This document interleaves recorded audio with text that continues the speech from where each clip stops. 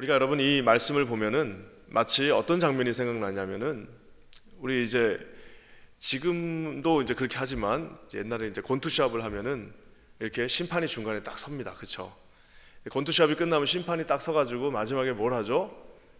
손을 하나 딱 듭니다. 그러면 이제 들린 쪽은 막 좋아서 팔짝팔짝 뛰고 가만히 있은 손은 막 이렇기도 하죠. 아직도 기억나는데 옛날에 올림픽 때 한번 우리 한국에서 할 때 자기가 졌다고 생각하는데 자기도 졌다고 생각하는데 심판이 한번 이렇게 들어준 적이 있습니다. 그러니까 이걸 좋아해야 될지 말아야 될지 씩 웃던 그 기억도 나는데요. 이 심판이 누군가의 팔을 들어주는 거는 공평하게 합니다. 그렇죠? 그래서 여기가 조금이라도 잘하면 그 사람의 팔을 들어주는 거고, 지금은 그래서 이제 채점도 다 컴퓨터로 하죠. 그래서 몇 대 때렸나 뭐 그런 것도 다 보고 한답니다. 그래가지고 누구 팔을 들지는 심판이 결정하지만 아주 공식적으로 하게 됩니다. 오늘 우리는 이 말씀을 이제 우리가 3일째 걸쳐서 이 에스겔이 애굽을 심판하는 말씀에 대해서 보고 있습니다. 그래서 어제 우리 말씀에도 우리가 받았던 것처럼 애굽 땅이 이제는 심판을 받아야 되는데, 주님은 놀랍게도 그 심판의 도구로 느부갓네살을, 즉 바로를 심판하기 위하여 느부갓네살 왕을 사용하십니다. 둘 다 결국에는 다 심판을 받죠. 둘 다 하나님의 심판 가운데 있는데 심판하는 자를 심판하는 자로 사용하십니다. 오늘 이게 참 특별하게 이해하기 쉽지 않은 본문 중에 하나입니다. 제가 이렇게 보면은 아마 예수를 믿기 가장 어려운 민족 중에 하나는 이집트 사람들이 아닐까라는 생각을 옛날에 한번 해본 적이 있습니다. 왜냐하면은 성경에서 애굽이라고 하는 나라가, 이집트라고 하는 나라가 좋게 나오질 않습니다. 그래서 보면은 맨날 하나님 앞에 얻어맞는 장면만 나오는. 그러니까 이집트 사람들 입장에서는 아마 예수님을 믿는 것이 참 쉽지 않을 겁니다. 오늘 말씀도 그런 말씀인데요. 주님이 우리 어제 말씀에 이어서 이 대단했던 바로, 이집트의 바로의 팔을 꺾으시는 장면으로 오늘 이 본문이 시작합니다. 우리 21절 말씀 다시 한번 읽겠습니다. 21절입니다. 시작. 인자야, 내가 애굽 왕 바로의 팔을 꺾었더니 칼을 잡을 힘이 있도록 그것을 그저 싸매지도 못하였고 약을 붙여 싸매지도 못하였느니라. 어제 말씀처럼 애굽이라고 하는 나라는 당시에 정말 초강대국, 바벨론은 이제 막 새어나는 국가고요, 애굽은 정말 초강대국 국가였는데, 그래서 애굽의 그 왕을 누가 어제 뭐라고 표현한다고 그랬죠? 악어와 같다라고 얘기했습니다. 그 나일강을 휘젓고 다니는 한 마리의 커다란 힘 있는 악어와 같은 너희들의 모습이다라고 얘기할 정도로 교만하고 그 모든 당대의 힘을 가지고 있었던 왕입니다. 그 교만의 끝에 뭐가 있었죠? 자기 자신을 교만하게 만드는 그 끝에는 뭐가 있냐면 결국에는 우상숭배가 있습니다.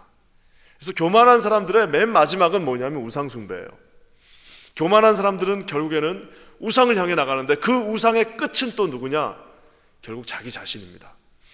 그래서 우상 숭배하는 사람들 보면 처음에는 뭐 바위도 섬기기도 하고 나무도 섬기기도 하고 바다들 섬기기도 하지만 결국 그 우상의 끝에는 누가 있냐면 자기 자신이 있습니다.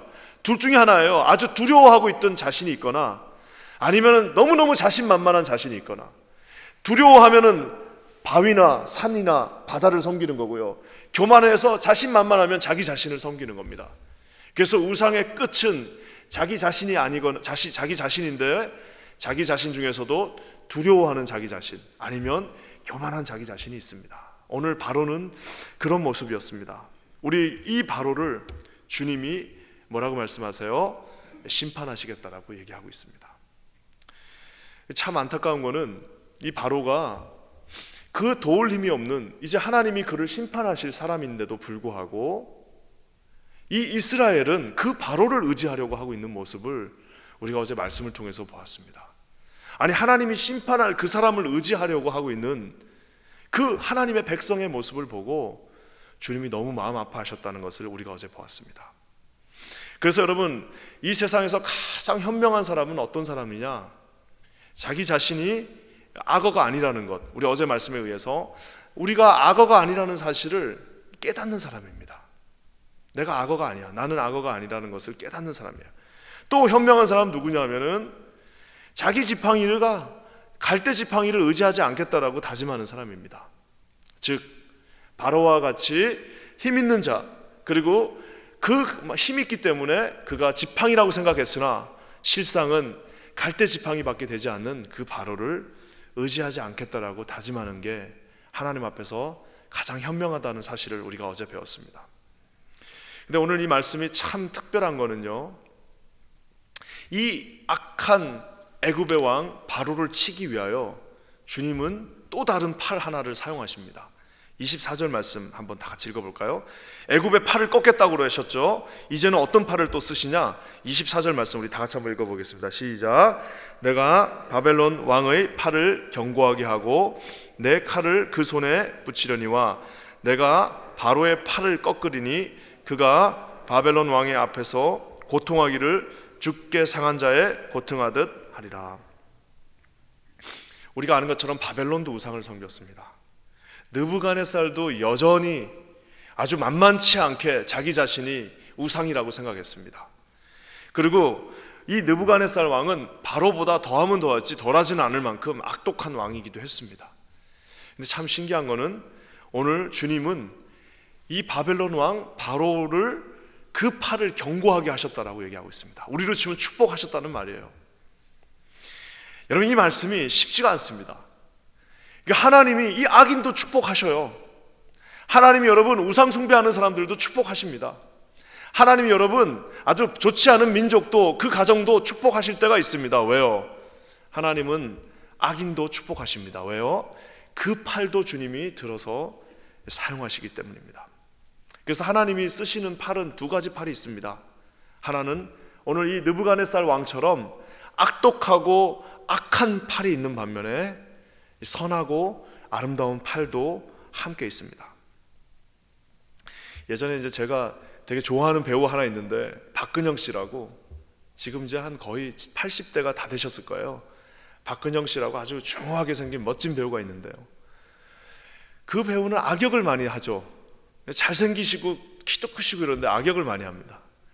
옛날에도 한번 막 악역을 막 일본 순사역 같은 거 한번 하셨죠. 그래가지고 아직도 그 기억이 납니다. 스즈키 하면서 막 가는 그 기억이 나는데, 세상에 그렇게 멋있는 분이 악역을 담당하니까요, 다음부터 그분을 보면은 저분은 저 사람 혹시 진짜 나쁜 사람 아닐까라는 생각이 들 정도로 그 역할을 잘 하셨던 기억이 납니다.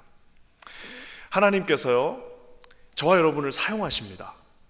두 가지 팔 중에 하나로 사용하실 겁니다. 어떤 팔로요? 선하고 아름다운 팔로도 사용할 수 있고 악한 팔로도 사용되어질 수 있습니다.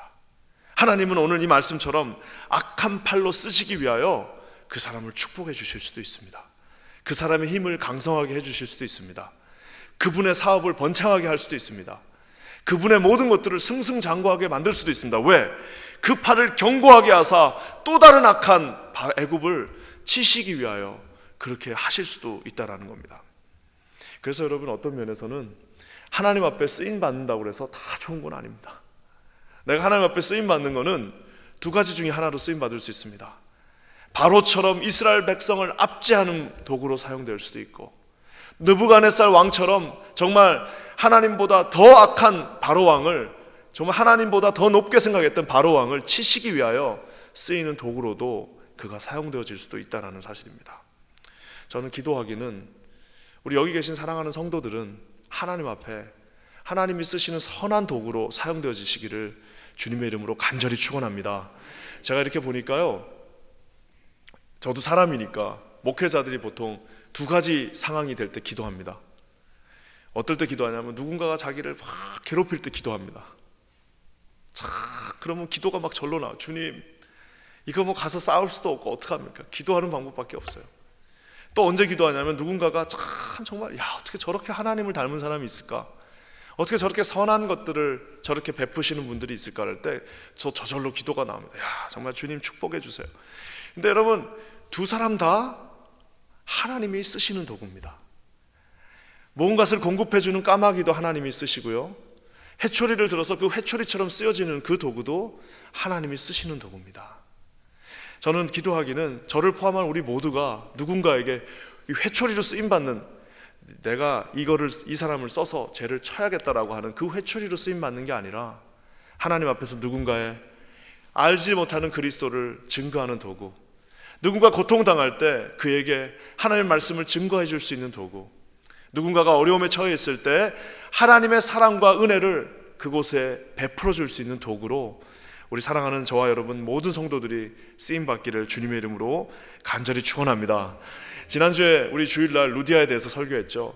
그 루디아처럼 하나님이 쓰시는 선한 도구, 한 사람이 사니까 그 동네 교회 자체가 다 살아버리는 것처럼 오늘 여러분 우리에게 이런 놀라운 은혜가 있기를 주님의 이름으로 간절히 축원합니다. 참 나중에 안타까운 거는 이 애굽도 결국에는 우리가 잘 아는 것처럼 이스라엘 백성들을 치시는 도구로 하나님이 사용하셨습니다. 그렇지만 이 바벨론도 나중에 결국에는 그 애굽을 치는 도구로 사용되었습니다. 결국엔 다 없어져 버리죠. 하지만 하나님의 백성은 비록, 그러니까 제가 첫날 말한 것처럼 때림을 받더라도 하나님 앞에 맞아야 돼요. 잘못했더라도 하나님 앞에서 우리가 해결을 해야 되는데, 그렇게 되면 하나님이 반드시 세워주십니다. 오늘 말씀을 우리가 마무리하면서 보면요, 마지막에 이렇게 나와 있습니다. 우리 24절 말씀, 25절 말씀 우리 다 같이 한번 읽어보겠습니다. 25절입니다. 시작. 내가 바벨론 왕의 팔은 들어주고 바로의 팔은 떨어뜨릴 것이라. 내가 그 칼을 바벨론 왕의 손에 붙이고 그로 들어 애굽 땅을 치게 하리니 그들이 나를 여호와인 줄 알겠다. 아까 제가 처음 말했던 것처럼 마치 그 권투하는 장면처럼요, 내가 바벨론 왕의 팔은 들어주고 바로의 팔은 떨어뜨릴 것이다 라고 얘기하고 있습니다. 여러분, 이게 얼마나 무서운 말입니까? 그러니까 여러분, 우리가 인생에서 저와 여러분이 승리하는 방법은 하나밖에 없습니다. 그건 뭐예요? 하나님이 우리 팔을 들어주시면 승리하는 겁니다. 하나님이 우리 팔을 떨어뜨리시면요, 그 인생이 무슨, 여기서 우리 중에 애굽 왕보다 더 잘난 사람이 누가 있겠습니까? 애굽 왕보다 더 힘이 있는 사람이 우리 중에 누가 있겠습니까? 아무리 대단해도 하나님이 그 팔을 내리시면 그 인생은 끝이 난다는 것입니다. 그래서 우리가 즐겨 부르는 찬양 중에서 오늘 불렀던 찬양, 천부여 의지 없어서 뭘 들고 와요? 손 들고 옵니다. 주의 친절한 어디에? 팔에 안기세. 그 팔이 우리를 들어서 사용하실 수 있다는 사실입니다. 보통 아이들이 이제 처음에 아장아장 걸으면은 아빠가 어떻게 하고 걷죠? 두 팔을 이렇게 잡아줍니다. 그러면 아이는 두 팔을 들고 아빠 팔을 의지한 채 아장아장 이제 걷기 시작합니다. 사랑하는 여러분, 우리 인생에 애굽과 같은 강성한 팔도 있고요, 느부갓네살과 같이 아주 포악한 팔도 있습니다. 하지만 여러분, 그 팔을 의지하는 것이 아니라 오직 한 분 대신 우리 주님의 팔을 의지하여서 오늘 주님께서 여러분과 저를 인도해 주시기를 주님의 이름으로 간절히 축원합니다. 그러면서 마지막에는 뭐라고 그래요? 그들도 내가 여호와인 줄 알리라. 그 모든 자들이 내가 여호와인 줄 알리라라고 이야기하고 있습니다. 오늘 우리가 이 에스겔의 말씀을 쭉 처음부터 살펴보고 있습니다. 얼마나 힘든 말씀인지 모르겠습니다. 주님이 까딱 잘못하면, 잠깐 쓴 줄 알면 내가 너희들을 넘어뜨리겠다라고 이야기하고 있습니다. 그래서 저는 이 에스겔 말씀을 쭉 묵상하면서 느낀 거 하나 있습니다. 그건 뭐냐면, 절대 하나님 말고는 보지 말아야겠다, 오직 하나님만 붙잡고 나가야겠다라는 생각을 하게 됩니다. 하나님만 붙잡고 나가면 여기 나와 있는 말씀처럼 그 팔을 내가 올리리라고 말씀하고 계십니다. 때가 되면 내가 너희들을 높이리라고 말씀하신 그 하나님의 팔만 의지하고 나가시는 우리 사랑하는 모든 성도님들 되시기를 주님의 이름으로 간절히 축원합니다. 우리 시간에 함께 기도하겠습니다. 오늘 이 말씀처럼 애굽의 팔을 꺾으시는 분도 하나님이시고요, 느부갓의 팔을 강성하게 만드시는 분도 하나님입니다.